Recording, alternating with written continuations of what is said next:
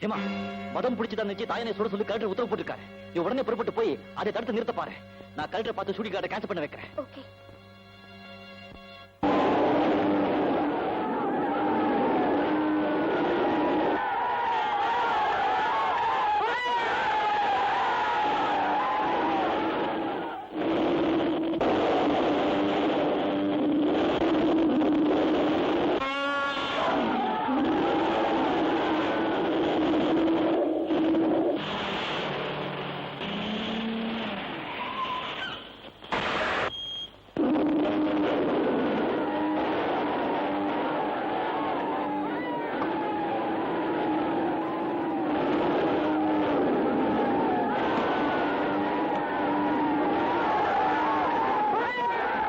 எத்தனை நேரம் சார் சொல்றது?